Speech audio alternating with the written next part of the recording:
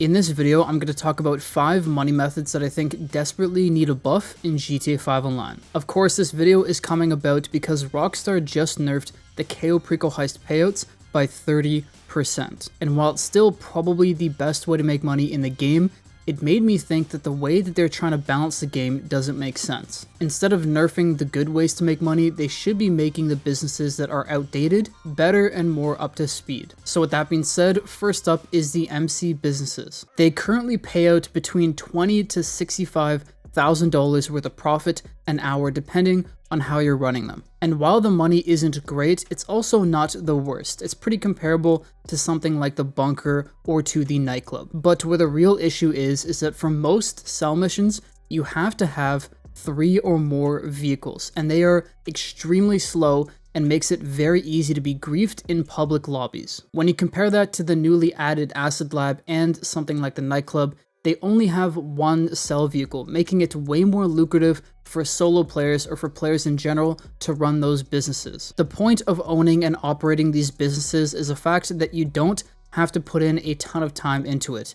You purchase or you steal supplies, you let the workers at the business turn that into product, and then you could sell that for a profit. But if the cell missions are really hard to do as a solo player, it really turns away a lot of the player base from these great businesses. People just can't be bothered to do the garbage truck or the post-op missions. They take too much time, they're not fun to do, and unless you have friends in a public lobby, they're straight up a liability. So for the MC businesses, I'm not saying they should increase the payout, but the buff should be adding the option to have 1 cell vehicle. I think that would be a fair change and one that's definitely needed. The next money method that needs a buff is the original Heist. Now, these of course were released way back in the day, so many people have probably played through them. But despite them being great heists and tons of fun to play through, they do have some drawbacks that pretty much turn away most of the new players out there and even some veterans as well. And that is the fact that you have to do these heists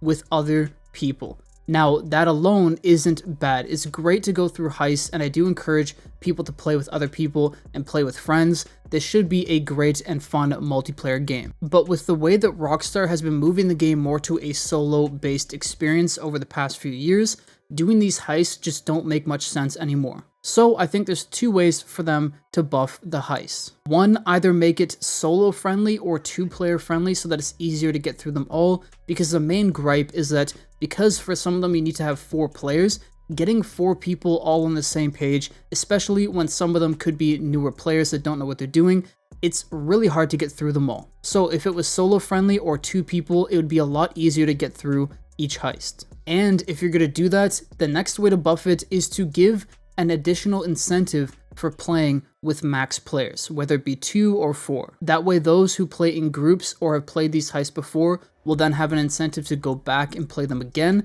and for those who are solo players or are new to the game, they could also get through them just with a lower payout. I think these would be great changes, and it would definitely make me go back and want to play them again. The next money method to buff is vehicle cargo. Now, while it's already a great business, there is quite a few drawbacks to it that make its payout not quite worth it. So if you don't know, the way the business works is you have to go out, steal cars, bring them back to a warehouse, and then you can modify them and sell them for a profit. Now there's a few different levels of cars that you could get, with the highest level paying out $100,000 if you sell it to a specialist buyer. But in order to do so, you have to pay $20,000, so you're actually making $80,000 per car if you sell it in an invite-only session. If you sell it in a public lobby with 25 or more people, you could then sell the car for $150,000, meaning you're making $130,000 profit. Now you could probably source and sell about 3 of these an hour, meaning you're making around the $250,000 to $400,000 range, which is pretty good. But there is one big caveat, and that's if you damage the cars at all during source and sell missions, you will lose money from the sale. And that of course is a massive problem if you happen to be doing these in public lobbies or even invite only with the amount of NPCs that drive like maniacs. So while you can make $80,000 to $130,000 per car, it usually doesn't quite work out that way. And I think that's completely fair and a great aspect of the business because it's quite realistic. So with that being said, from what you've heard so far, it may not seem that bad. But because there is that damage feature involved in this money method, it means that if you're in a public lobby and someone decides to blow up your car while you're delivering it, you've lost all your money and all your time. So for that simple risk alone, I personally think they should buff this money method by 1.5 times permanently and have sales in public lobbies reach closer to 200,000. And that may seem like a bit of a stretch, but considering they tripled the payouts for the hangar business earlier this year, I think that's very reasonable. The fourth money method that I think needs a buff is the original missions. They released a ton of great contact missions back in the day and over the years, and they are tons of fun to do. But at this point in the game, nobody does them because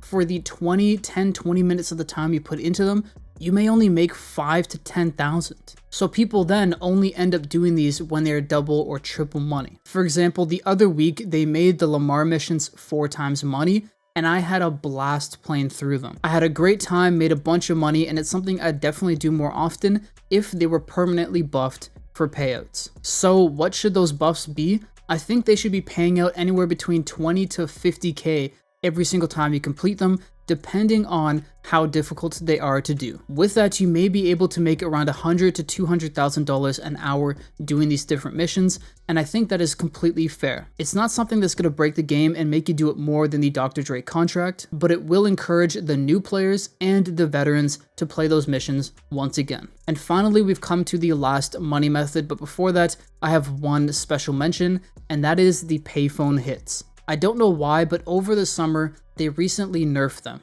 They made the cooldown time for them 48 minutes instead of the previous 20 minutes. Now these payphone hits are really easy. They're simple assassination missions where if you complete a challenge and the assassination, you will earn 85,000. So before you were able to make probably $250,000 just from doing a few of those an hour, but now you could only really do 1 per hour. I'm not quite sure why they changed it, but I think it's something they should definitely reverse, either increase the payout and keep the cooldown the same, or revert it back to the original cooldown. Just like the contact missions, they're not game breaking, they're only gonna make you maybe $150,000, $250,000 an hour, but they really do help new players and your regular grinders a lot just by being able to play them more often.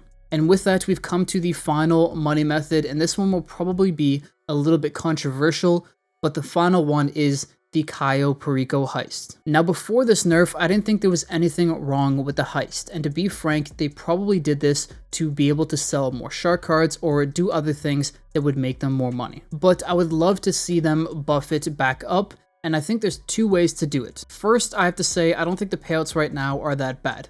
You could still make over $1 million for 45 minutes to an hour of work. There are not many things in the game that are comparable to that or even close. But where things become more difficult, especially for people who have a limited amount of time every day, is that there is a 2.5-hour cooldown if you're doing it as a solo player. So to make it more fair, I think they should reduce the cooldown down to 48 minutes, keep the same payouts, and that way it's on par with doing it with other people. Because for a while now, the cooldown with doing it with multiple people has been that 48-minute threshold. So they could do that, or the other option is to simply increase the payouts back to where they were before and keep the 2.5-hour cooldown. I think either option is fair. Will it happen? Who knows? Will any of these changes happen? Who knows, but I'd love to see it. Let me know in the comment section down below, do you agree with any of these? Do you disagree with any? And did I miss some major money methods that you think should be buffed? Anyways, with that being said, I'll see you all in the next video. Peace.